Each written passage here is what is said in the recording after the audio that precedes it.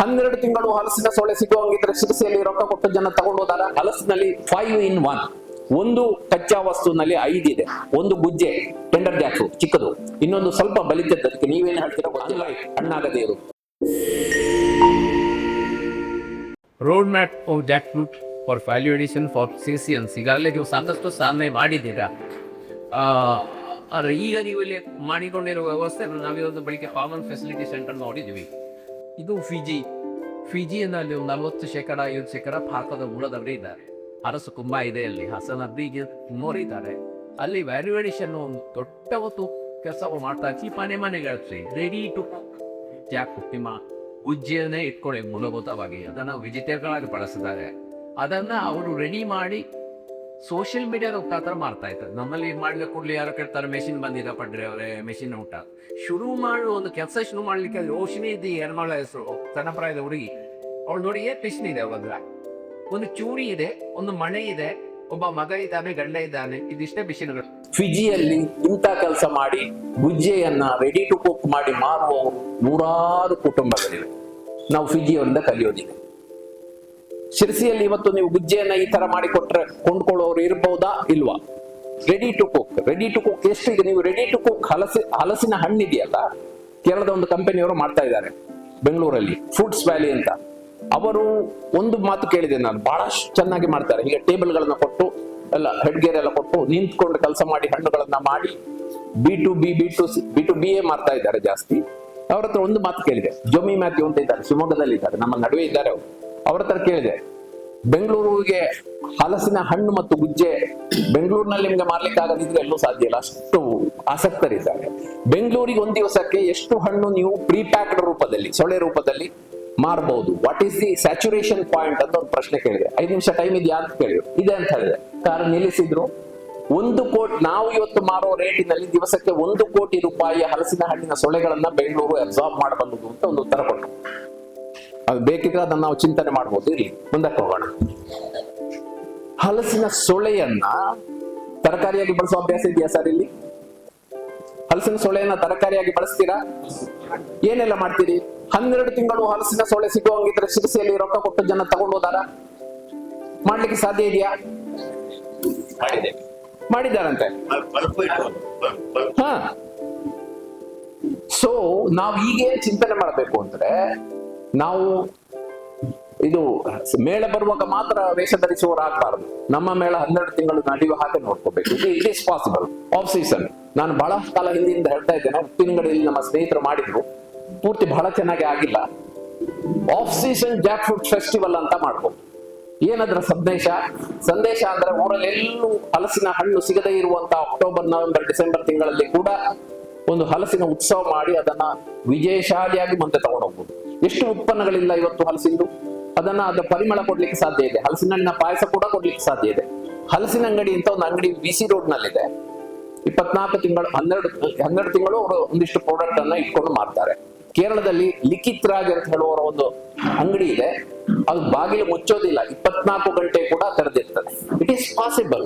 ಶಿರಸಿಯಲ್ಲಿ ಯಾಕೆ ಸಾಧ್ಯ ಇಲ್ಲ? 13 ಮೇಳ ಮಾಡಿದ ಶಿರಸಿಯಲ್ಲಿ ಆಫ್ ಸೀಸನ್ ನಲ್ಲಿ ಬಂದ್ರೆ ನನ್ಗೆ ಏನ್ ಕೊಡ್ತೀರಾ? ವಿಶ್ವೇಶ್ವರ ಭಟ್ರೆ, ಆಫ್ ಸೀಸನ್ ಅಲ್ಲಿ ಬಂದ್ರೆ ಹಲಸಿನ ಈಗ ಇರುವ ಸ್ಥಿತಿಯಲ್ಲಿ ಏನ್ ಕೊಡೋದಿದೆ ನಿಮ್ಮ ಸ್ಟಾಲ್ ಅಲ್ಲಿ? ವ್ಯಾಕ್ಯೂಮ್ ಫ್ರೈ ಚಿಪ್ಸ್ ಮಾತ್ರ ಇರಬಹುದು, ಉಳಿದದ್ದು ಸಿಕ್ಕೋ ಹಾಗೆ ಮಾಡ್ಬೋದು. ಫ್ರೋಸನ್ ಮಾಡಿದ್ದಾರೆ. ಈ ಮಂಜುನಾಥ್ ಎಲ್ಲ ಅವರೆಲ್ಲ ತುಂಬಾ ಕೆಲಸ ಮಾಡ್ತಾ ಇರ್ತಾರೆ. ಫ್ರೋಸನ್ ಕೈ ಹಾಕಿ ಮಾಡಿದ್ದಾರೆ, ಗುಜ್ಜೆ ಮಾಡಿದ್ದಾರೆ. ಅದನ್ನೇ ಸ್ವಲ್ಪ ಆಳವಾಗಿ ಚಿಂತನೆ ಮಾಡಿ. ನಿಮ್ ಕಾಮನ್ ಫೆಸಿಲಿಟಿ ಸೆಂಟರ್ ಬಂದಿದೆ, ಅಲ್ಲಿ ಒಂದು ಕೋಲ್ಡ್ ಸ್ಟೋರೇಜ್ ಇರುತ್ತೆ. ಅದು ಇಲ್ಲ ಅಂದ್ರೆ ನಮ್ಮ ಮನೆ ಮಟ್ಟಿಗೆ ಒಂದು ಡೀಪ್ ಫ್ರೀಜರ್ ಇಟ್ಕೊಳ್ಬಹುದು. It is possible. 8 ತಿಂಗಳು. ನಿನ್ನೆ ದಿವಸ ಇಲ್ಲಿ ಬಂದವರು ರಾತ್ರಿ ಒಬ್ರು ಹೇಳಿದ್ರು ನನಗೆ, ಸರ್ ಇವರು ದೀಪಾವಳಿವರೆಗೆ ಚಿಪ್ಸ್ ಸಪ್ಲೈ ಕೊಡ್ತಾರೆ ಅಂತ. ನನಗೆ ಮರ್ತೋಗಿತ್ತು. ಸರ್ ನೀವು ಇವ್ರನ್ನ ಎಂಟ್ರಿ ಮಾಡಿದ್ದೀನಿ ಅಂತ ಹೇಳಿದ್ರು. ಜೈವಂತ್ ಅವರು ಸೀಸನ್ ನಲ್ಲಿ 800 kg ಚಿಪ್ಸ್ ಮಾಡ್ತಾರೆ. ಸೊ ಇಂಥ ಸಾಧನೆಗಳು ಸಾಕಷ್ಟು ಇದೆ. ಸ್ವಲ್ಪ ಈ ಕಡೆ ಕಾನ್ಸಂಟ್ರೇಟ್ ಮಾಡಿದ್ರೆ ಇವೆಲ್ಲ ಮಾಡ್ಲಿಕ್ಕೆ ಬರುತ್ತೆ. ನೀವು ನೋಡಿ, 12 ತಿಂಗಳು ಚಿಪ್ಸ್ ಕೊಡ್ಬೋದಾ? ಹಲಸಿನ ಕಾಯಿಯ ಚಿಪ್ಸ್ ಹೇಗೆ ಸಿಗ್ತಾ ಇದೆ?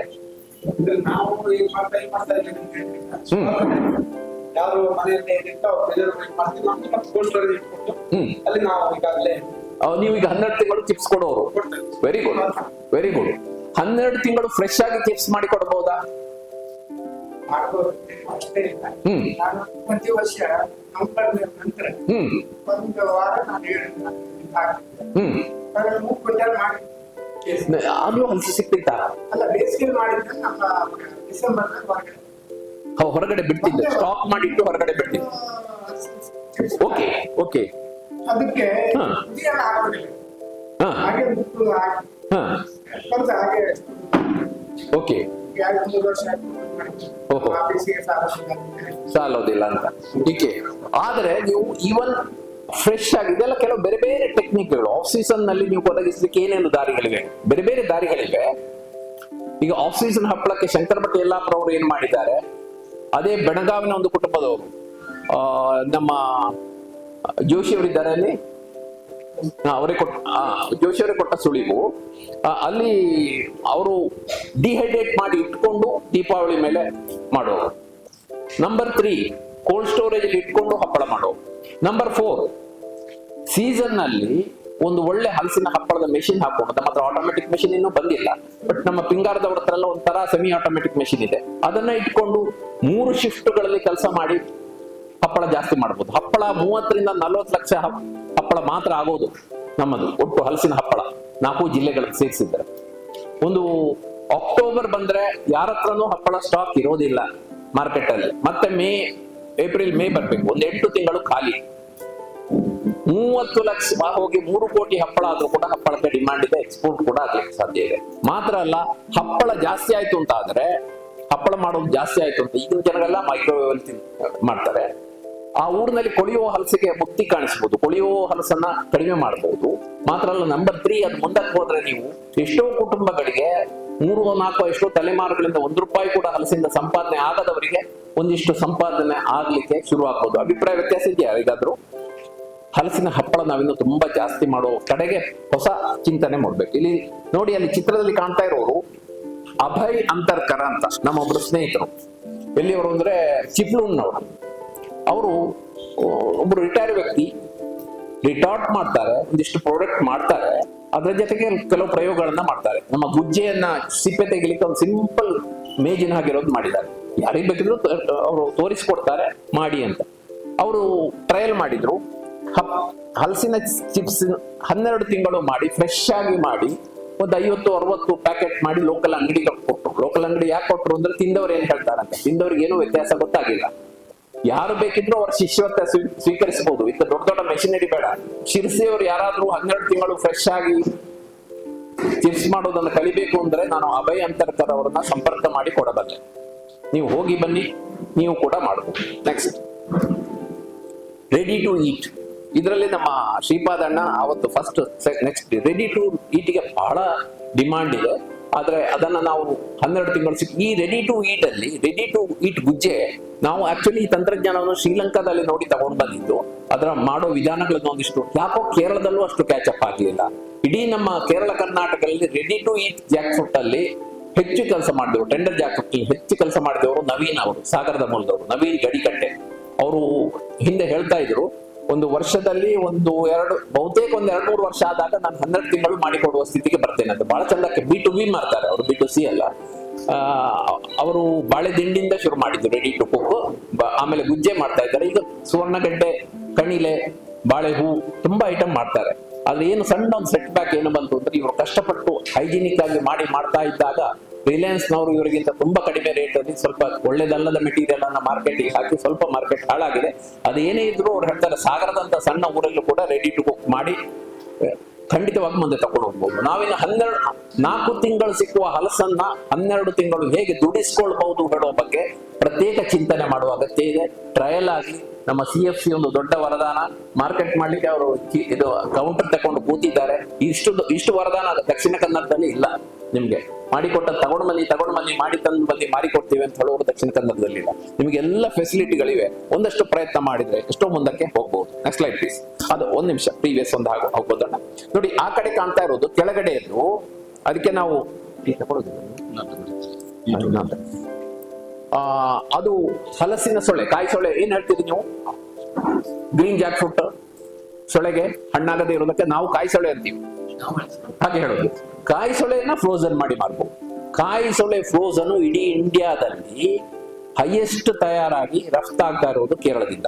ಕೇರಳದಲ್ಲಿ ಕನಿಷ್ಠ ಒಂದು 15 ಕಂಪನಿಗಳು ವಿದೇಶಕ್ಕೆ ಕಾಯಿ ಸೊಳೆಯನ್ನ ಫ್ರೋಸನ್ ರೂಪದಲ್ಲಿ ಕಂಟೈನರ್ ಕಳಿಸ್ತಾ ಇದ್ದಾರೆ. ಅವ್ರು ಹೇಗೆ ಸಿಸ್ಟಮ್ ಅಂತ ಹೇಳಿದ್ರೆ, ಅವರು ವಿಶೇಷವಾಗಿ ಇವೆಲ್ಲ ದಕ್ಷಿಣ ಕೇರಳದಲ್ಲಿ ಜಾಸ್ತಿ ಇವೆ. ಅವ್ರು ಹೇಗೆ ಮಾಡ್ತಾರೆ ಅಂದ್ರೆ, ಯಾರೋ ತಯಾರು ಮಾಡಿ ಕೊಡುವವರು, ನಿಮ್ಮಂತ ಯೂನಿಟ್ಗಳು, ಸೆಲ್ಫ್ ಹೆಲ್ಪ್ ಗ್ರೂಪ್ಗಳಿದ್ರೆ ಅವ್ರ ಹತ್ರ ಮಾಡಿ ಎಷ್ಟು ಸಾಧ್ಯವೋ ಅಷ್ಟು ಮಾಡಿ ಕೊಡಿ. ದಿವಸ ಅದನ್ನ ನಾವು ಗಾಡಿ ಕಳಿಸ್ತೇವೆ, ಇಲ್ಲಾಂದ್ರೆ ನೀವು ಕಳಿಸಿ ಕೋಲ್ಡ್ ಸ್ಟೋರೇಜ್ ಹಾಕೋಣ. ಆಮೇಲೆ ಬ್ಲಾಸ್ಟ್ ಫ್ರೀಸ್ ಮಾಡ್ಬೇಕು, ಬ್ಲಾಸ್ಟ್ ಫ್ರೀಸ್ ಮಾಡ್ಕೊತಾರೆ, ಮಾಡಿಬಿಟ್ಟು ಕಂಟೈನರ್ ನಲ್ಲಿ ವಿದೇಶಕ್ಕೆ ಹೋಗ್ತಾರೆ. ಇಡೀ ಭಾರತದಲ್ಲಿ ಕೇರಳದಿಂದ ಮಾತ್ರ ಕಾಯಿ ಸೊಳ್ಳೆ ಫ್ರೋಸನ್ ವಿದೇಶಗಳಿಗೆ ಹೋಗ್ತಾ ಇದೆ. ಡಿಮಾಂಡ್ ಜಾಸ್ತಿ ಆಗ್ತಾ ಇದೆ. ಈಗ ಸಣ್ಣ ಪ್ರಮಾಣ ಅಲ್ಲ, ಬಹುಶಃ ಒಂದು 10-20 ಕಂಪನಿಗಳು ಕಳಿಸುವ ಕಾಯಿ ಸೊಳ್ಳೆ ಪ್ರಮಾಣ ನೋಡಿದ್ರೆ ಒಂದು 500 ಟನ್ ಒಂದು ಅಲ್ಲ, ಅದಕ್ಕಿಂತಲೂ ಜಾಸ್ತಿ. ಅವರೇನು ನಾಳೆ ದಿವಸ ನಮ್ಗೆಲ್ಲೋ ಹತ್ತಿರದಿಂದ ಕಳಿಸ್ಲಿಕ್ಕೆ ಆಗ್ತದೆ ಅಂತ ಬೇಡ ಅಂತ ಹೇಳಲಿಕ್ಕಿಲ್ಲ. ಅದು ಕೂಡ ಒಂದು ದೊಡ್ಡ ಪೊಟೆನ್ಷಿಯಲ್. ನಾವು ಶುರು ಮಾಡುವಾಗಲೇ ಎಕ್ಸ್ಪೋರ್ಟ್ ನ ಬಗ್ಗೆ ಚಿಂತನೆ ಮಾಡೋದು ಬೇಡ. ಶಿರ್ಸಿಯವರಿಗೆ ಸಿಕ್ಲಿ, ಇದು ಸಣ್ಣ ರೀತಿಯಲ್ಲಿ ಮಾಡೋಣ. ಮಾಡುವಕ್ಕೆ ಎಲ್ಲ ಬೇಕಾಗುವ ಸಾಧ್ಯತೆಗಳು ನಿಂತಿವೆ. 12 ತಿಂಗಳು ಹಲಸಿನ ಬೇರೆ ಬೇರೆ ಹಲಸಿನಲ್ಲಿ 5 in 1. ಒಂದು ಕಚ್ಚಾ ವಸ್ತುವಿನಲ್ಲಿ 5 ಇದೆ. ಒಂದು ಗುಜ್ಜೆ ಟೆಂಡರ್ ಜಾಕ್ ಫ್ರೂಟ್ ಚಿಕ್ಕದು, ಇನ್ನೊಂದು ಸ್ವಲ್ಪ ಬಲಿತದ್ದು. ಅದಕ್ಕೆ ನೀವೇನು ಹೇಳ್ತೀರಾ ಗೊತ್ತಿಲ್ಲ, ನಾವು ಅದಕ್ಕೆ ಬೇಳೆ ಚಕ್ಕೆ ಹೇಳ್ತೀವಿ. ಆಮೇಲೆ ಬೆಳೆದಿದ್ದು ಅನ್ರೈಪ್, ಹಣ್ಣಾಗದೇ ಇರುವುದು, ಹಣ್ಣಾದ್ದು, ಆಮೇಲೆ ಬೀಜ. ಇದು 4 ಸ್ಟೇಜ್ಗೂ ನಾವು ಗಮನ ಕೊಡಬೇಕು. ಇದೆಲ್ಲವನ್ನು ತಿಂದು ಬಳಕೆ ಮಾಡಿ ನಮ್ಗೆ ಗೊತ್ತಿದೆ 3 ತಿಂಗಳು ಮಾತ್ರ ಸಿಗ್ತಾ ಇರೋದು. ಅದರ ಅರ್ಥ ಅವರು ಹಲಸು ಬಿಟ್ರೆ ಬೇರೆ ಏನು ಮಾಡೋದು ಬೇಡ ಅಂತಲ್ಲ, ಆಪ್ಷನ್ಗಳು ಇರ್ಲಿ, ವಾರಕ್ಕೊಂದು 15 ದಿವಸಕ್ಕೊಂದು ಮಾಡೋದು. ಅದನ್ನ ಪೂರೈಸಲಿಕ್ಕೆ ಶಿರಸಿ ಬಹಳ ಒಳ್ಳೆ ಜಾಗ. ಮುಂದಿನ ಹಲಸಿನ ಮೇಳ ಆಗುವಾಗ ಇಲ್ಲಿ ಈವರೆಗೆ ಇಲ್ಲದಂತ ಒಂದಷ್ಟು ಐಟಮ್ಗಳು ತಯಾರಾಗಿರ್ಲಿ, ನಾವು ಬರ್ತೀವಿ, ಒಳ್ಳೆ ವಾಹೋಬಸ್ ಹಾಕಿದ್ದಾರೆ ಅಂತ ನಿರಂಜನ್ ತೋರಿಸಿದ್ದಾರೆ. Next slide please. ಪಲ್ಪಿನ ಬಗ್ಗೆ ಮಾತು ಬಂತು. ಪಲ್ಪ್ ಒಂದು ದೊಡ್ಡ ಪೊಟೆನ್ಷಿಯಲ್ ಇರೋದು. ನಿಮ್ಮಲ್ಲಿಯ ಒಟ್ಟು ಹಲಸಿನ ವ್ಯವಸ್ಥೆಯನ್ನು ಅರ್ಥ ಮಾಡ್ಕೊಂಡು ನಾನು ಹೇಳ್ತಾ ಇದ್ದೇನೆ.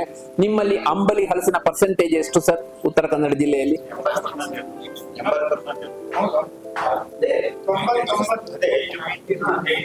80 ಇರ್ಲಿ, 90 ಇರ್ಲಿ, 70 ಇರ್ಲಿ, ಅಂಬಲಿ ಕೆಟ್ಟದಲ್ಲ. ಅದು ಗಂಡು ಹೆಣ್ಣಿನ ಹಾಗೆ.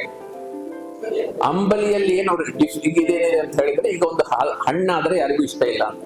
ಅದು ಕೂಡ ನಮ್ಮ ವಸುಂಧರಕ್ಕ ಹಣ್ಣನ್ನ ಡಿಹೈಡ್ರೇಟ್ ಮಾಡಿ ಒಳ್ಳೆ ಜನದಲ್ಲಿ ಮಾಡಿದ್ದಾರೆ. ಇವತ್ತು ಬೆಳಿಗ್ಗೆಯಲ್ಲಿ ಕೊಟ್ಟಿದ್ದು ಅದುವೇ. It is possible. ಯಾಕೆ ಗೊತ್ತಾ ನಿಮ್ಗೆ? ಈ ಬಕ್ಕೆ ಹಲಸಿನ ಡಿಹೈಡ್ರೇಟ್ ಮಾಡಿ ಮಾರೋದ್ರಲ್ಲಿ ತುಂಬಾ ಪ್ರಾಯೋಗಿಕ ಸಮಸ್ಯೆಗಳಿವೆ. ಬಕ್ಕೆ ಹಲಸು ನಮ್ಮಲ್ಲೆಲ್ಲ ಇದೆ ಸಾಕಷ್ಟು, ಬಟ್ ಬಕ್ಕೆ ಹಲಸನ್ನ ಡಿಹೈಡ್ರೇಟ್ ಮಾಡುವಂತ ದೊಡ್ಡ ವ್ಯವಸ್ಥೆ ಇಂಡಿಯಾದಲ್ಲಿ ಈವರೆಗೆ ಬಂದಿಲ್ಲ. ಯಾಕೆ ಅಂದ್ರೆ ಅಲ್ಲಿ ದೊಡ್ಡ ಪ್ರಾಯೋಗಿಕ ಸಮಸ್ಯೆಗಳಿವೆ. ಏನು ಅಂತ ಬೇಕಾದ್ರೆ ನಾನು ಮತ್ತೆ ಹೇಳ್ತೀನಿ. ಹಾಗಾಗಿ ನೀವು ಅಂಬ್ಲಿ ಹಲಸನ್ನ ಡಿಹೈಡ್ರೇಟ್ ಮಾಡಬಹುದು, ಪಲ್ಪ್ ಮಾಡಬಹುದು.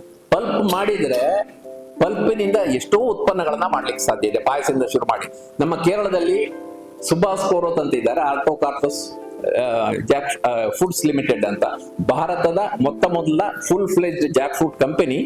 ಅವರು ವರ್ಷಕ್ಕೆ 350 ಟನ್ ಪಲ್ಪ್ ಮಾಡ್ತಾರೆ. ವರ್ಷಕ್ಕೆ 10 ತಿಂಗಳು ಹಲಸಿನ ಹಣ್ಣಿನ ಪಲ್ಪ್ ಮಾಡ್ತಾರೆ. ಅವರು ಪಲ್ಪ್ ಅನ್ನ ಕೊಡುವ ಕಂಪನಿಗಳು ಎಷ್ಟಿವೆ ಅಂದ್ರೆ ಕನಿಷ್ಠ ಒಂದು 70ರಿಂದ ಮೇಲೆ ಉದ್ಯಮಗಳಿಗೆ ಅವರು ಪಲ್ಪ್ ಪೂರೈಸ್ತಾರೆ. ಅದರಲ್ಲಿ major ice cream company. Artocarpus company pulp ಮಾಡೋದ್ರಲ್ಲಿ ಸಾಕಷ್ಟು ಯಶಸ್ಸು ಪಡೆದ ಕಾರಣ ಇವತ್ತು ಕೇರಳದಲ್ಲಿ ತುಂಬಾ ಪಲ್ಪ್ ಮಾಡುವವರು ಹುಟ್ಕೊಂಡಿದ್ದಾರೆ. ನಮ್ಮಲ್ಲಿ ಅಷ್ಟಿಲ್ಲ. ನಮ್ಮಲ್ಲಿ ಇವರ ಶಿಷ್ಯ ನರೇಂದ್ರ ಮಾಡ್ತಾ ಇದ್ದಾರೆ. ಬಹುಶಃ ಅದು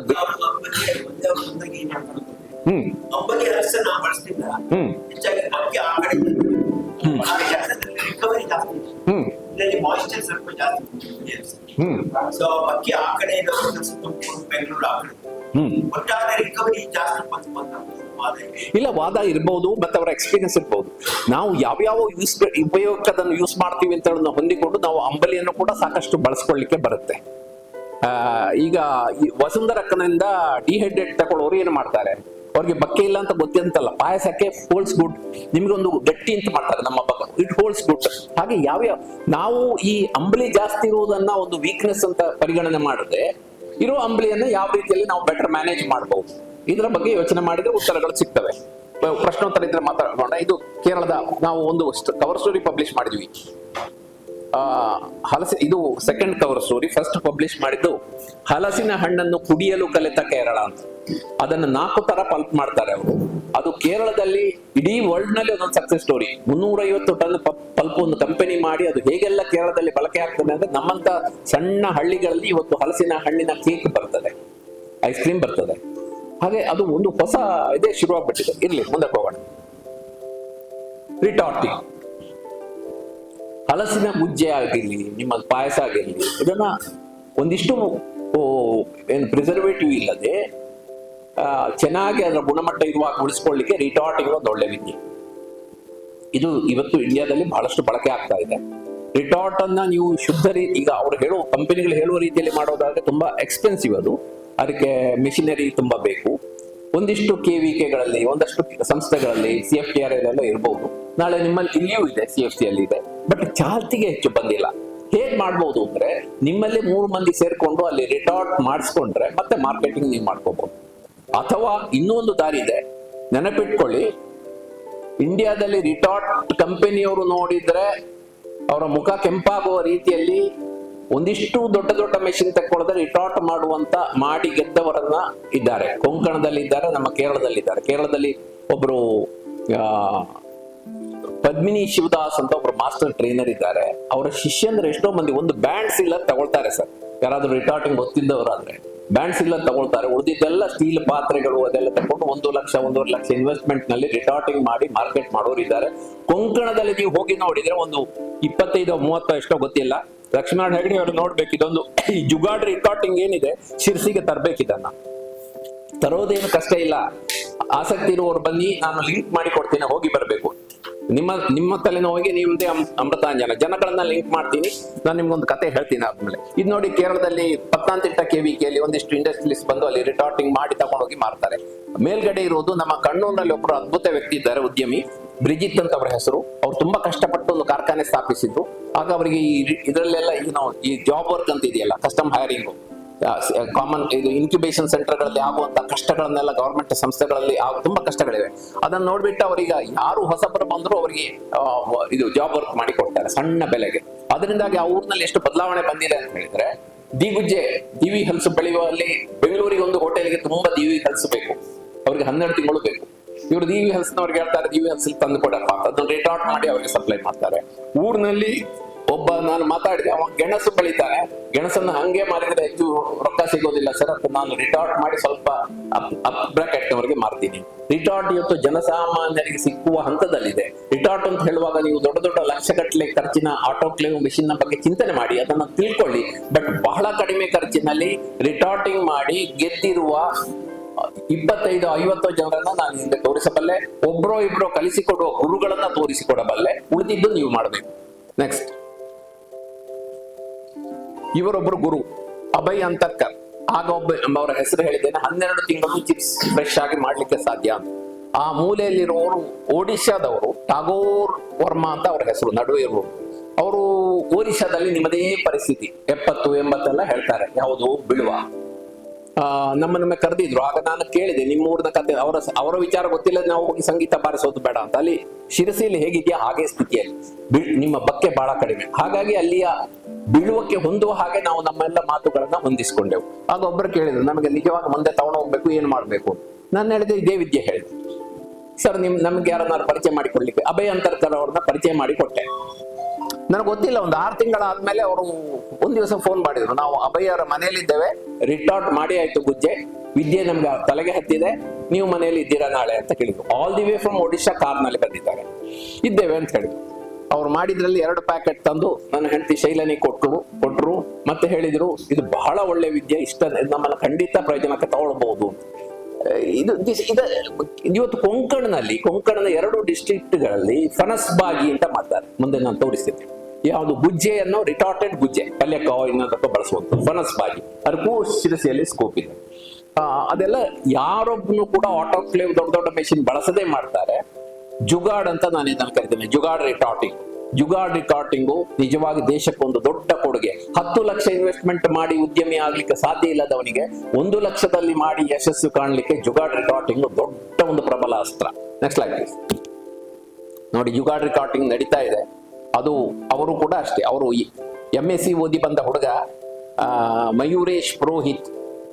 ಸುಂದರವಾದ ಪ್ಯಾಕಿಂಗ್ ಎಲ್ಲ ಇದೆಯಲ್ಲ, ಇದೆಲ್ಲ ಏನು ದೊಡ್ಡ ಖರ್ಚಿಲ್ಲದೆ ಮಾಡಿರೋದು ಅವರು. ಅಂದ್ರೆ ಇದು ನಿಮ್ಮ ಪ್ರೊಡಕ್ಷನ್ ಕಾಸ್ಟ್ ಬಹಳ ಸಣ್ಣದು.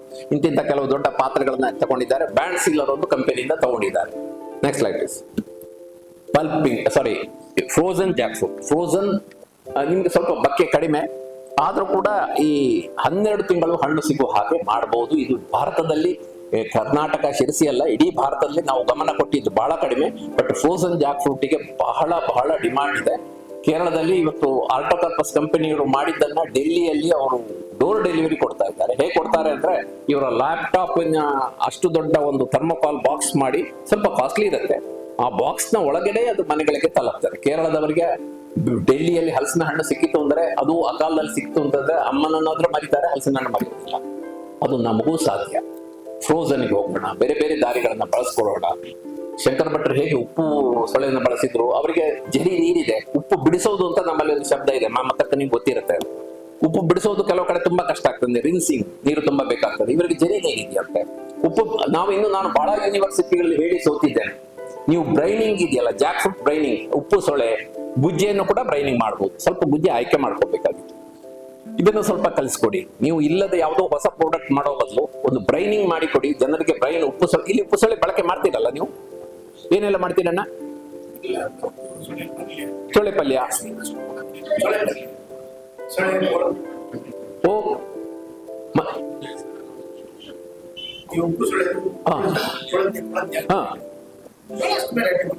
ಉಪ್ಪು ಸೊಳೆಯನ್ನ ಯಾರಾದ್ರೂ ಪ್ಯಾಕಿಂಗ್ ಮಾಡಿ ಲೋಕಲ್ ಮಟ್ಟದಲ್ಲಿ ಒಂದು ಪ್ರೊಫೆಷನಲ್ಸ್ ಇಟ್ಕೊಂಡು ಮಾರ್ಲಿಕ್ಕೆ ಶುರು ಮಾಡಿದಾರಾ? That is an area. ಸ್ವಲ್ಪ ಸವಾಲುಗಳಿವೆ. ನಮ್ಗೆ ಸ್ವಲ್ಪ ಲಕ್ಷ್ಮೀನಾರಾಯಣ ಹೆಗ್ಡೆ ಅವರು ಅವರ ಸ್ನೇಹಿತರ ಪರಿಚಯ ಬೇಕು. ಯಾಕಂದ್ರೆ ಉಪ್ಪು ಸೊಳ್ಳೆ ಪ್ಯಾಕಿಂಗ್ ಮಾಡೋದು ಅಷ್ಟು ಸುಲಭ ಅಲ್ಲ. ನಾವು ಸೆಲ್ಫ್ ಸ್ಟ್ಯಾಂಡಿಂಗ್ ಪ್ಯಾಕ್ ಎಲ್ಲ ಮಾಡಿದ್ರೆ ಅದು ಉಬ್ಬಿತು ಅಂತ ಆದ್ರೆ ಅದು ಹೋಗಿದೆ ಅಂತ ಲೆಕ್ಕ. ಆದ್ರೆ ಒಳ್ಳೆ ಹೈಜೀನ್ ಇಟ್ಕೊಂಡು ಮಾಡ್ಬೋದು. ನಮ್ಮ ಅಮ್ಮಂದ್ರೆ ಮಾಡಿದ್ದೆ, ಅದನ್ನ ಸ್ವಲ್ಪ ಫೈನ್ ಟ್ಯೂನ್ ಮಾಡಿ ಕೊಡ್ಲಿಕ್ಕೆ ಅವರ ಸ್ನೇಹಿತರು ಅವರು ಸೇರ್ಕೊಂಡ್ರೆ ಮಾಡ್ಬೋದು. ಉಪ್ಪು ಸೊಳೆಯನ್ನ ಯಾಕೆ ನಾವು ಉಪ್ಪು ಸೊಳೆ ಇವತ್ತು ಕ್ಯಾಪಿಟಲ್ ಯಾವ್ದು ಗೊತ್ತಾ? ನಮ್ಮಲ್ಲಿ ಕಾರ್ಕಳದಿಂದ ಜರಿ ಕ್ಯಾನ್ಗಳಲ್ಲಿ ಉಪ್ಪು ಸೊಳ್ಳೆ, ಉಪ್ಪಳ ಪಂಚಿನ ಹೇಳ್ತಾರೆ, ಅದು ಹೋಗ್ತದೆ. ಅದನ್ನೆಲ್ಲ ಯಾರು ಪರ್ಲ್ಪೇಟ್ ಬಾಕ್ಸ್ ಅಲ್ಲಿ ಹಾಕಿ ಒಂದು ಸ್ಟಿಕ್ಕರ್ ಹಾಕಿ ಮಾರ್ತಾರೆ. ಉಪ್ಪು ಸೊಳ್ಳೆಗೆ ಒಳ್ಳೆ ಡಿಮಾಂಡ್ ಇದೆ. ಅದೊಂದು ಚಂದ ಪ್ರೊಫೆಷನಲ್ ಪ್ಯಾಕಿಂಗ್ ನಲ್ಲಿ ಬಂದ್ರೆ ಇಟ್ ಕ್ಯಾನ್ ಬಿ ಸೋಲ್ಡ್. ಇಲ್ಲಿಂದ ಅಮ್ಮನ ತಂಗಿ ಮನೆಗೆ ಹೋಗುವಾಗ ವಿಶ್ವೇಶ್ವರ ಭಟ್ರಿಗೆ ಫೋನ್ ಬರ್ತದೆ. It is possible. ಇರ್ಲಿ, ಮುಂದಕ್ಕೆ ಹೋಗೋಣ. ನೋಡಿ, ಒಂದ್ ನಿಮಿಷ ಅಣ್ಣ, ಒಂದು ಪ್ರೀವಿಯಸ್ ಹಾಕ್ಬಿಡಿ. ಅದ್ ನೋಡಿ, ಅವರು ಮೆಕ್ಸಿಕೋದವರು ನಮ್ಮ ಗ್ರೂಪ್ ಅಲ್ಲಿ ಇದ್ದಾರೆ, ಮೈಕೇಲ್ ಅಂತ ಅವರ ಹೆಸರು. ಈ ಕ್ರೈಸಿಸ್ ಕೋವಿಡ್ ಬಂದಾಗ ಅವರು ಏನ್ ಮಾಡ್ತಾರೆ ಅಂದ್ರೆ ಗುಜ್ಜೆಯನ್ನು ಒಣಗಿಸಿ ಮಾರ್ತಾ ಇದ್ರು, ಮಾರ್ಲಿಕ್ಕೆ ಆಗ್ಲಿಲ್ಲ. ಆಗ ಅವ್ರಿಗೆ ಸ್ವಲ್ಪ ಜ್ಞಾನ ಇತ್ತು, ಅದನ್ನ ಅವರು ಡೀಪ್ ಫ್ರೀಸರ್ ಇಟ್ಕೊಂಡು ಫ್ರೋಸನ್ ಜಾಕ್ ಫ್ರೂಟ್ ಮಾಡಿ ಮಾರ್ಲಿಕ್ಕೆ ಶುರು ಮಾಡಿದ್ರು. ಇದನ್ನ ದೂರದ ಊರಿಗೆ ಅವರು ಫ್ಲೈಟ್ ನಲ್ಲಿ ಥರ್ಮೋಕಾಲ್ ಬಾಕ್ಸ್ ನಲ್ಲಿ 1200 ಕಿಲೋಮೀಟರ್ ವರೆಗೂ ಕೂಡ ಕಳಿಸಿಟ್ಟಿದೆ. ಅವರು ಈ ವರ್ಷ ಪುನಃ ಶುರು ಮಾಡಿದ್ದಾರೆ. ಕೆಳಗಡೆ ಇಂಡೋನೇಷ್ಯಾ. ಇದೆಲ್ಲ ಕೋವಿಡ್ ಟೈಮ್ ಅಲ್ಲಿ ನಾವೊಂದು ಅಧ್ಯಯನ ಮಾಡಿದ್ವಿ. ನಾವೆಷ್ಟು ಮಾಡಿದ್ದೇವೆ ಫ್ರೋಸನ್, ನಾವು ಆ ಕಡೆಗೆ ಗಮನವೇ ಹಾಕಿಲ್ಲ. ಫ್ರೋಸನ್ ಇಂಡೋನೇಷ್ಯಾದವರು ಕೋವಿಡ್ ನ ದೊಡ್ಡ ಸಂಕಟ ಇರುವಾಗ, ಜನ ಒಬ್ಬರನ್ನ ಇನ್ನೊಬ್ಬರು ಕಾಣ್ಲಿಕ್ಕೆ ಕಷ್ಟ ಇರುವಾಗ ಡೋರ್ ಡೆಲಿವರಿ ವ್ಯವಸ್ಥೆ ಇಟ್ಟುಕೊಂಡು ಫ್ರೋಸನ್ ಜಾಕ್ ಫ್ರೂಟ್ ಅಲ್ಲಿ ಎಷ್ಟು ಮುಂದಕ್ಕೆ ಹೋಗಿದ್ದಾರೆ. ನಾನು ವಿಜ್ಞಾನಿಗಳು ನನ್ನನ್ನು ಕ್ಷಮಿಸಬೇಕು, ಲಕ್ಷ್ಮೀನಾರಾಯಣ ಹೆಗ್ಡೆ ಅವರು ಸೇರಿದ ಹಾಗೆ. ಕೆಲವರು ಏನ್ ಹೇಳ್ತಾರೆ ಅಂದ್ರೆ, ಈ ವೆರೈಟಿ ಒಂದೇ ಇಲ್ಲದಿದ್ರೆ ನಮಗೆ ಉದ್ಯಮಕ್ಕೆ ಹೋಗ್ಲಿಕ್ಕೆ ಆಗೋದಿಲ್ಲ, ಬಣ್ಣ ಬೇರೆ ಇರ್ತದೆ. ಏನಿಲ್ಲ, ಸಿಂಪಲ್. ನಮಗೆ ಗೊತ್ತಿದ್ದವ್ರು ಏನ್ ಹೇಳ್ತಾರೆ ಅಂದ್ರೆ, ಒಂದೇ ಪ್ಯಾಕೆಟ್ ನಲ್ಲಿ 2 ವೆರೈಟಿ ಹಾಕ್ಬೇಡಿ, ಬೇರೆ ಬೇರೆ ಮಾಡಿ ಕೊಡಿ, ಸಿಂಪಲ್. ಇಂಡೋನೇಷ್ಯಾದವರು ಇದ್ರ ಬಗ್ಗೆ ಎಲ್ಲ ಚಿಂತಿಸದೆ ಒಂದು ಮನೆ, ಸಣ್ಣ ಮನೆ, ಶಿರಸಿಯ ಸಣ್ಣ ಒಂದು ಮನೆ ಇದ್ರೆ ಅದರಲ್ಲಿ ಉದ್ಯಮ ಮಾಡಿ ಅವರು ನಿಮ್ಮ ಇದೆಯಲ್ಲ ಏನು ಲಕ್ಷ್ಮಣ ಫಲದವರೆಗೆ ಕೂಡ ಅವರು ಪಲ್ಪ್ ಮಾಡಿ ಮಾರ್ತಾ ಇದ್ದಾರೆ. Why can't we do that? ದೊಡ್ಡ ಪೊಟೆನ್ಶಿಯಲ್ ಇದೆ ಇದಕ್ಕೆ. ಆಮೇಲೆ ನೀವು ಅರ್ಥ ಮಾಡ್ಕೋಬೇಕು, ನಮ್ಮ ಫ್ರೋಸನ್ ಜಾಕ್ ಫ್ರೂಟ್ ಹಣ್ಣು ಬರೋದು ಅದು ಬರೇ ಇದಕ್ಕಲ್ಲ, ತಿನ್ಲಿಕ್ಕೆ ಮಾತ್ರ ಅಲ್ಲ. ಆಫ್ ಸೀಸನ್ ನಲ್ಲಿ ನಿಮ್ಮ ಮನೆಯಲ್ಲಿ ಮರ ಇದ್ರು ಕೂಡ, ಹಣ್ಣಿದ್ರು ಕೂಡ ಕೊಯ್ಲಿಕ್ಕೆ ಲಕ್ಷ್ಮಣ ಶೆಟ್ಟಿ ಬರಬೇಕು. ಅದು ಮತ್ತೆ ಕೊಯ್ದಾಗ ಹೋಗೋದು ಹಣ್ಣಾಗಿದೆಯೋ ನೋಡ್ಬೇಕು. ನಿಮ್ಮ ಮಗಳು ಬಂದವಳು 2 ದಿವಸ ಇರ್ತಾಳೆ, ಅಷ್ಟೊತ್ತಿಗೆ ನಿಮ್ಮ ಅದರ ಬದಲು ಇಲ್ಲಿ ಇದು ನಮ್ಮ ವಿಶ್ವೇಶ್ವರ ಭಟ್ರಲ್ಲಿ ಒಂದು ಆಟೋ ಕಳಿಸಿ ಒಂದು ಅರ್ಧ ಕೆಜಿ ಫ್ರೋಸನ್ ತರಿಸಿಯಪ್ಪ ಅಂತ ಹೇಳಿದ್ರೆ ಮಾಡ್ಲಿಕ್ಕೆ ಸಾಧ್ಯ. It is A great potential. Next, ಇನ್ನೊಂದು ಗಮನ ಹಾಕ್ಬೇಕಾದ ವಿಷಯ ಹಲಸಿನ ಬೀಜ. ನಾವು ಗಮನ ಹಾಕಿದ್ದು ಏನೇನು ಸಾಲ್ವು. ಕೇರಳದಲ್ಲಿ ಒಂದು ಕಂಪನಿ ಇದೆ, ತೋರಿಸ್ತೀನಿ. 12 ಸ್ಲೈಡ್ ಇರೋದು, ಮುಗಿಸ್ತಾ ಇದ್ದೀನಿ ಬೇಗ. ನೋಡಿ, ಇದು ಶ್ರೀಲಂಕಾದ ವಿಜಯ. ಶ್ರೀಲಂಕಾದವರು ಬ್ರೈನಿಂಗ್ ನಲ್ಲಿ ಇಡೀ ಜಗತ್ತಿನಲ್ಲಿ ಮುಂದೆ ಇದ್ದಾರೆ. ಬರೀ ಹಲಸಲ್ಲ, ತುಂಬಾ ಬ್ರೈನಿಂಗ್ ಮಾಡ್ತಾರೆ. ಮಾತ್ರ ಅಲ್ಲ, ಯಾರಿಗಾದ್ರೂ ಕಲಿಬೇಕು ಅಂತಿದ್ರೆ ಸ್ವಲ್ಪ ರೊಕ್ಕ ಜಾಸ್ತಿ ಖರ್ಚಾಗತ್ತೆ, ಬಟ್ ದೊಡ್ಡ ಸಂಸ್ಥೆಯವರು ಕಳಿಸಬಹುದು. ಶ್ರೀಲಂಕಾಕ್ಕೆ ನಮ್ಮ ಸ್ನೇಹಿತರೊಬ್ಬರು ಹೋಗಿ ಬೇಲದ ಹಣ್ಣಿನ ಜ್ಯೂಸ್ ಮಾಡಿ ಕಲ್ತ್ಕೊಂಡು ಬಂದ್ರು. ಬಹಳ ಚಂದ ಟ್ರೈನಿಂಗ್ ಕೊಡ್ತಾರೆ. ಹಲಸಿನ ಬೀಜವನ್ನ ಬ್ರೈನಿಂಗ್ ಮಾಡ್ಬೋದು. ನೋಡುವಾಗ ಸಿಂಪಲ್ ಕಾಣ್ತದೆ, ಬಟ್ ಸ್ವಲ್ಪ ಕಲಿಬೇಕಾಗ್ತದೆ. ಅಥವಾ ಈಗ ನಮ್ಮ ಸ್ನೇಹಿತರಿದ್ದಾರೆ, ಅವ್ರು ಹೇಳಿಕೊಡ್ಬಲ್ರು. ಇಲ್ಲಿ ಯಾರು ನಮ್ಮ ಹೆಗ್ಡೆ ಅಂತವರಿಗೆ ಅದು ಅರ್ಥ ಆಗ್ಬಹುದು. ನನಗೆ ಅವ್ರು ಹೇಳೋದು ಪೂರ್ತಿ ಅರ್ಥ ಆಗೋದಿಲ್ಲ. ಅರ್ಥ ಆಗೋದಿಲ್ಲ ಅಂದ್ರೆ ಅದೆಲ್ಲ ನಮ್ಗೆ ಮಾಡಿ ಗೊತ್ತಿಲ್ಲ. ಬಹಳ ಸರಳವಾಗಿ ಹಲಸಿನ ಬೀಜದ ಬ್ರೈನಿಂಗ್ ಮಾಡಬಹುದು. ಶ್ರೀಲಂಕಾದಲ್ಲಿ ಒಂದು 10-12 ದೊಡ್ಡ ಕಂಪನಿಗಳು, ಸಣ್ಣ ಸಣ್ಣ ಯೂನಿಟ್ಗಳು ಹಲಸಿನ ಬೀಜವನ್ನ ಬ್ರೈನಿಂಗ್ ಮಾಡಿ ಮಾಡ್ತಾ ಇದ್ದಾರೆ. ಇಲ್ಲಿ ನಮ್ಮಲ್ಲಿ ನೋಡಿ, ಅದು ಕೆಳಗಡೆ ಕಾಣ್ತಾ ಇರೋದು. ನಾನು ಈ ಸ್ಲೈಡ್ ಅನ್ನ, ಇಂತರದ ಸ್ಲೈಡ್ ಒಂದು 10 ವರ್ಷ ಹಿಂದೆ ತೋರಿಸಿದ್ದಕ್ಕೆ ನಮ್ಮ ಮಹಾರಾಷ್ಟ್ರದ ಸ್ನೇಹಿತರು ಶ್ರೀಧರ ಹೋಗ್ಲೆ ಅವರು ಅದನ್ನ ರಿಟಾರ್ಟ್ ಮಾಡಿ ಸ್ವಲ್ಪ ಬೇಯಿಸ್ತಾರೆ. ಸಿಪ್ಪೆ, ಆ ಹೊರಗಿನ ಸಿಪ್ಪೆ ಕೂಡ ಅವ್ರು ತೆಗೆಯುತ್ತಿಲ್ಲ. ಯಾಕಂದ್ರೆ ಬೇಯಿಸಿ ಆದ್ಮೇಲೆ ಅವ್ರು ಹೇಳುದು ಬಳಕೆದಾರ ತಗೊಂಡು ಬಿಡ್ಲಿ, ಒಂದು ಚೂರಿ ಹೀಗೆ ಕೈದು ಬಿಟ್ರೆ ಅದರ ಸಿಪ್ಪೆ ಸುಲಭದಲ್ಲಿ ಉಗ್ರ ತೆಗಿಲಿಕ್ಕೆ ಬರುತ್ತೆ. ಮಾಡಿ ಮಾರ್ತಾ ಇದ್ದಾರೆ. ಇಟ್ಸ್ ಕ್ವೈಟ್, ಮೇಲಿಂದ ನೋಡಿ ಎಷ್ಟು ಸುಂದರವಾಗಿ ಪ್ಯಾಕ್ ಮಾಡಿದ್ದಾರೆ. ನೆಕ್ಸ್ಟ್ ಕೇರಳ, ಇಲ್ಲಿ ಒಂದು ಕಂಪನಿ ಇದೆ ITI, industrial technical institute Colombo. ಒಂದು ವರ್ಷಕ್ಕೆ ಒಂದು 100 ಟ್ರೈನಿಂಗ್ ಕೊಡ್ತಾರೆ. ಅದು ಯಾವ್ದ್ರ ಮೇಲೆ ಕೊಡ್ತಾರೆ, ಒಂದು 500 ಅವರ ಟ್ರೈನಿಂಗ್ ಪಟ್ಟಿ ತರಿಸಿದ್ರೆ, ಆಮೇಲೆ ನೀವು ಕೇಳಿದೆ ಅಂದ್ರೆ ಈಗ ಜಯಮೋಹನ್ ಡೋಳಿ ಮೊಲೆ ಅವರೆಲ್ಲ ಆಸಕ್ತರು ನಮ್ಮ ಹತ್ರ ಕೇಳಿದ್ರೆ ಸರ್ ಅದು ಏನ್ ಮಾಡ್ತಾರೆ ಅಂದ್ರೆ ಒಂದು ಕೊಟೇಶನ್ ಕಳಿಸ್ಬಿಡ್ತಾರೆ, ಏನೆಲ್ಲ ಬೇಕು ಅಂತ ಕೇಳ್ತಾರೆ. ಕೊಟೇಶನ್ ಡಾಲರ್ಸ್ ನಲ್ಲಿ ಪೇ ಮಾಡ್ಬೇಕು ನಾವು. ಇಂಡಿಯಾದವ್ರು ಹೋಗೋದೇ ಕಡಿಮೆ. ನಮ್ಮ ಮನೆ ಸ್ನೇಹಿತರು ಹೇಳಿದ್ರು ಇಂಡಿಯಾದಿಂದ ಬಂದವರು ಅಂತ ನನ್ನ ಎಷ್ಟು ಚಂದಲ್ಲಿ ನೋಡ್ಕೊಂಡ್ರು ಸರ್. ಯಾಕಂದ್ರೆ ಕಲಿಯೋದಿದ್ರೆ ಚೆನ್ನಾಗಿ ವಿದ್ಯೆ ಗೊತ್ತಿದ್ದ ಗುರುವಿಂದ ಕಲಿಬೇಕು, ಅರ್ಧರ್ಧದವರಿಂದ ಕಲಿಯೋದಲ್ಲ. ಇದನ್ನ ಕಲ್ತ್ಕೊಂಡು ಬಂದ್ರೆ ನೀವು ಬ್ರೈನಿಂಗ್ ಆಗಲಿ ಅಥವಾ ಕ್ಯಾನಿಂಗ್ ಸ್ವಲ್ಪ ಔಟ್ ಆಫ್ ಡೇಟ್ ಆಯ್ತು, ಇದನ್ನೆಲ್ಲ ಕಲ್ತ್ಕೊಂಡು ಬಂದ್ರೆ ಶಿರಸಿಯಲ್ಲಿ 10 ವರ್ಷದಲ್ಲಿ ಎಷ್ಟೋ ಜನರಿಗಿಂತ ಮುಂದೆ ನೀವು ಹೋಗ್ಲಿಕ್ಕೆ ಸಾಧ್ಯ ಇದೆ. ಈಗ ನೋಡಿ, ಇದೊಂದು ಲಾಸ್ಟ್ ಸ್ಲೈಡ್ ಅನ್ನು ಹಾಕಿದ್ದೀನಿ. ಕೇರಳದಲ್ಲಿ ಏನ್ ನಡೆದಿದೆ ಈವರೆಗೆ, ಹಲಸಿನ ಹುಡಿ, ಕಾಯಿ ಹಲಸಿನ ಹುಡಿ ಡಯಾಬಿಟಿಕ್ಸ್ ಒಳ್ಳೇದು, ಯಾಕಂದ್ರೆ ಲೋ ಗ್ಲೈಸಮಿಕ್ ಇಂಡೆಕ್ಸ್ ಅಂತ ಎಲ್ಲರಿಗೂ ಗೊತ್ತಾಗಿದೆ. ಅಪೋಲೋ ಹಾಸ್ಪಿಟಲ್ ಅಂತವರು ಕೂಡ ಕ್ರೋನಿಕ್ ನವರು ಬಂದ್ರೆ ಹೇಳ್ತಾರೆ why don't you use this ಅಂತ. ಅದು ಕ್ಲಿನಿಕಲಿ ಪ್ರೂವ್ ಆಗಿದೆ. ಈಗ ಇತ್ತೀಚೆಗೆ ಕೇರಳದ ಒಂದು ಯೂನಿವರ್ಸಿಟಿಯವರು ಮಾಡಿದ ಅಧ್ಯಯನದಲ್ಲಿ ಅವರು 100 ಮಂದಿ ಕೊಟ್ಟಿದ್ದಾರೆ ಪೇಷಂಟ್ಸ್ಗೆ, 3 ತಿಂಗಳು ಕೊಟ್ಟಿದ್ದಾರೆ. ಡಯಾಬಿಟಿಸ್ ಮಾತ್ರ ಅಲ್ಲ, ಬ್ಲಡ್ ಪ್ರೆಷರು, ಕೊಲೆಸ್ಟ್ರಾಲು, ಆಮೇಲೆ ಇದು ಏನಂದ್ರೆ ಬಾಡಿ weight ರಿಡಕ್ಷನ್, ಇದು 3ಕ್ಕೂ ಅದು ಪ್ರಯೋಜನ ಕೊಟ್ಟಿದೆ. ಕೇರಳದಲ್ಲಿ ದೊಡ್ಡ ಸಂಚಲನ ಮೂಡಿದೆ. ಈಗ ಕಳೆದ 1 ತಿಂಗಳಿಂದ ಸುಮಾರು ಸೆಮಿನಾರ್ಗಳಾಗ್ತಾರೆ. ಹೊಸ ಗವರ್ಮೆಂಟ್ ಬಂದಿದೆ, ಗವರ್ಮೆಂಟ್ ಅನ್ನು ಅವ್ರು ಮೀಟ್ ಆಗ್ತಾ ಇದ್ದಾರೆ. ಅವರು ಡಾಕ್ಟರ್ ಪದ್ಮಕುಮಾರ್ ಅಂತ ಇದನ್ನು ಮಾಡಿದವ್ರು ಹೇಳ್ತಾರೆ, ಇದು ಸ್ವಲ್ಪ ಪೈಲಟ್ ಸ್ಟಡಿ ಆಯ್ತು, ನಾವು 1 ವರ್ಷ 1000 ಪೇಷಂಟ್ಗಳಿಗೆ ಕೊಟ್ಟು ಮಾಡಿದ್ರೆ ಅದನ್ನ ಮತ್ತೆ ಯಾರೂ ಅಲ್ಲಾಡಿಸ್ಲಿಕ್ಕೆ ಸಾಧ್ಯ ಇಲ್ಲ ಅಂತ ರಿಪೋರ್ಟ್ ತರಬಹುದು. ಪ್ರೈಮಾ ಫೇಸಿ ಅದರಲ್ಲಿ ಗುಣ ಇದೆ. ಇಷ್ಟು ಮಾತ್ರ ಅಲ್ಲ, ಫ್ಯಾಟಿ ಲಿವರು ಮತ್ತೆ ಈ ಇದಿದೆಯಲ್ಲ ಕೀಮೋಥೆರಪಿ ಮಾಡುವಾಗ ನೋವಾಗೋದಿದೆಯಲ್ಲ, ಅದಕ್ಕೆ ಕೂಡ ಹಲಸಿನ ಹುಡಿ ತುಂಬಾ ಪ್ರಯೋಜನ ಆಗತ್ತೆ ಅಂತ ಹೇಳುವಂತದ್ದನ್ನ ಕಂಡುಕೊಂಡಿದ್ದಾರೆ. ಅದು ಕ್ಲಿನಿಕಲ್ ಸ್ಟಡಿ ಆಗಿಲ್ಲ. ಹಾಗೆ ಕೇರಳದಲ್ಲಿ ಈ ವರ್ಷ ಅದು ಈ ಸುದ್ದಿ ಎಷ್ಟು ಹಬ್ತಾ ಇದೆ ಅಂತ ಹೇಳಿದ್ರೆ, ಕೇರಳದಲ್ಲಿ ಮಾಡುವ ಕಾಯಿ ಹಲಸಿನ ಹುಡಿಗೆ ಕೇರಳಕ್ಕೆ ಸಾಕಾಗೋದಿಲ್ಲ ಖಂಡಿತ. ಯಾಕಂದ್ರೆ ಕೇರಳದವ್ರು ಸುದ್ದಿ ಸಿಕ್ಕಿದ್ರೆ ಅದನ್ನ ಬಿತ್ತರಿಸ್ತಾರೆ, ನಮ್ಮ ಹಂಗೆ ಕೂರೋದಿಲ್ಲ. ಈಗಾಗಲೇ ಉತ್ತರ ಭಾರತದಲ್ಲಿ ಕೂಡ ಈವರೆಗೆ ಮೌಲ್ಯವರ್ಧನೆ ಮಾಡದೇ ಇರುವವರು ಶುರು ಮಾಡಿದ್ದು ಹಲಸಿನ ಹುಡಿಯಿಂದ. ಹಾಗಾಗಿ ಬರೇ ಹಲಸಿನ ಹುಡಿಯಲ್ಲಿ ಕಾನ್ಸಂಟ್ರೇಟ್ ಮಾಡಿದವರಿಗೆ ಕೂಡ ನೀವು ಶಿರಸಿಯಲ್ಲಿ ಮಾಡ್ಲಿಕ್ಕೆ ಆಗದೆ ಹೋದ್ರು ಕೂಡ, ಕರ್ನಾಟಕದಲ್ಲಿ ಹೋಗದೇ ಇದ್ರು ಕೂಡ ಖಂಡಿತವಾಗಿ ಸ್ವಲ್ಪ ಚುರುಕಿದ್ದಾರೆ. ಈ ಮಂಜುನಾಥ್ ಅಂತವರನ್ನು ಸಂಜೆ ಹೊತ್ತು ಸ್ವಲ್ಪ ಮಾತಾಡಿ ನನಗೆ ಹೆಲ್ಪ್ ಮಾಡಪ್ಪ ಡಿಜಿಟಲ್ ಅಂತೆಲ್ಲ ಹೇಳಿದ್ರೆ ಖಂಡಿತ ವಿಕನ್ಸಲ್ಲಿ. ನೆಕ್ಸ್ಟ್, ಬಹುಶಃ ಇದು ಲಾಸ್ಟ್ ಸ್ಲೈಡ್ ಇರ್ಬೋದು ನನ್ನ ಸಮೃದ್ಧಿಯ ಮಿತ್ರರಿಗೆ. ಒಬ್ರು ಇಂಡಿಯಾದಲ್ಲಿ ಬಹುಶಃ ವರ್ಲ್ಡ್ ನಲ್ಲಿ ಮೊದಲು ಹಲಸಿನ ಬೀಜದ್ದೇ ಒಂದು ಫ್ಯಾಕ್ಟರಿ ಮಾಡಿದ್ದಾರೆ. ಅವರ ಹೆಸರು ಜೈಮಿ ಅಂತ.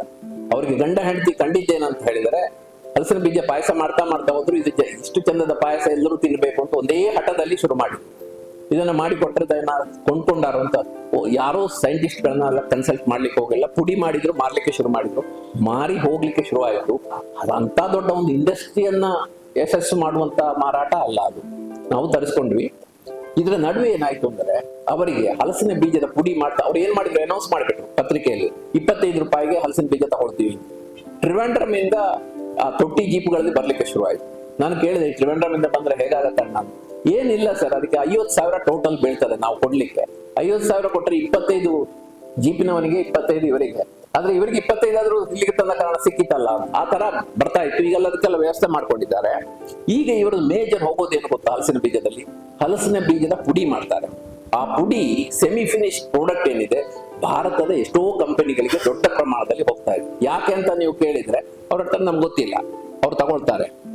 ಒಂದು ಬಹಳ ಒಳ್ಳೆ ಮಾತು ಹೇಳ್ತಾರೆ ಆ ಹೆಣ್ಮಗಳು ಜೈಮಿ, ಆ ಹಲಸಿನ ಬೀಜದ ಉದ್ಯಮದಲ್ಲಿ ಸಿಕ್ಕಿದ ಯಶಸ್ಸಿಂದಾಗಿ ಅವರೀಗ ಹಲಸಿನ 108 ಉತ್ಪನ್ನಗಳನ್ನ ಮಾಡ್ತಾ ಇದ್ದಾರೆ. ಬೇರೆ ಬೇರೆ ಉತ್ಪನ್ನಗಳನ್ನ ಒಂದು 25 ಉತ್ಪನ್ನ ಮಾಡ್ತಾ ಇದ್ದಾರೆ. ಅದು ಹುರಿಯುವಾಗ ಒಂದು ಬಿಸ್ಕೆಟ್ ನ ಪರಿಮಳ ಬರ್ತದೆ. ಊರಿನವರೆಲ್ಲ ಕೇಳೋದಂತೆ ನಿಮ್ದು ಬಿಸ್ಕೆಟ್ ಫ್ಯಾಕ್ಟರಿಯಾ ಅಂತ. ಹಲಸಿನ ಬೀಜವನ್ನ ಹುಡಿಯುವಾಗ ಒಂದು ಬಿಸ್ಕೆಟ್ ಫ್ಯಾಕ್ಟರಿ ಬರ್ತದೆ. ನಿಮ್ಮಲ್ಲಿ ನೆಟ್ ಎಲ್ಲ ನೋಡೋರಿಗೆ ಗೊತ್ತಿರಬಹುದು. ಹಲಸಿನ ಬೀಜದ ಬಗ್ಗೆ ವಿದೇಶದಲ್ಲಿ ಅಧ್ಯಯನ ಆಗಿದೆ. ಕೊಕ್ಕೋ ಬೀನ್ಸ್ ಅಭಾವ ಬಂದರೆ ಹಲಸಿನ ಬೀಜವನ್ನ ರಿಪ್ಲೇಸ್ ಮಾಡಬಹುದು ಅಂತ ಒಂದು ಬಂದಿದೆ. ಅದನ್ನ ನಾವು ಬಳಸ್ಕೊಂಡಿಲ್ಲ. IHR ನವರು ಬಳಸ್ಕೊಂಡು ಒಂದು ಸಣ್ಣ ಟೆಕ್ನಾಲಜಿ ತಂದಿದ್ದಾರೆ. ನಾವು ಇದನ್ನ ಹೈಯೆಸ್ಟ್ ಬಳಸ್ಕೊಂಡು ಹಲಸಿನ ಬೀಜಕ್ಕಾಗಿ ಬಳಸ್ಕೊಳ್ಳುವ ಸಾಧ್ಯತೆ ಇರುವುದು ಜಾಸ್ತಿ. ನಮ್ಮಲ್ಲಿ ಹೆಚ್ಚಿನವರು ಏನು ಕೇಳೋದು ಪ್ರಶ್ನೆ ಅಂದ್ರೆ, ಹಲಸಿನ ಬೀಜವನ್ನು ಕ್ಯಾಟಲ್ ಫಿಟ್ ಮಾಡ್ಲಿಕ್ಕೆ ಸಾಧ್ಯ ಇಲ್ವಾ? ನಾನು ಅವ್ರಿಗೆ ಹೇಳೋದು, ಖಂಡಿತ ಮಾಡಬಹುದು, ಕ್ಯಾಟಲ್ಗಳಿಗೆ ಕೊಡಿ. ಮನುಷ್ಯರಿಗೆ ಹಲಸಿನ ಬೀಜದ ಮಹತ್ವ ಅರ್ಥ ಆಗುವವರೆಗೆ ದನಗಳಾದ್ರೂ ತಿಂತಾ ಇರ್ಲಿ. ಹಾಗೆ ನಾನು ಹೇಳಲಿಕ್ಕೆ ಶುರು ಮಾಡಿ ಒಂದು 10 ವರ್ಷ ಆಗಿದೆ ಈಗ. ಇರ್ಲಿ, ನಾವು ಇದರ ಬಗ್ಗೆ ಸ್ವಲ್ಪ ಯೋಚನೆ ಮಾಡುವ ಕಾಲ ಬಂದಿದೆ. ಆಗೋಯ್ತು ಅಂತ ಕಾಣುತ್ತೆ. ನೋಡಿ ಅಣ್ಣ, ಒಂದು ನೆಕ್ಸ್ಟ್ ಏನಾದ್ರು ಇದೆಯಾ? ಇಲ್ಲ, ಥ್ಯಾಂಕ್ ಯು.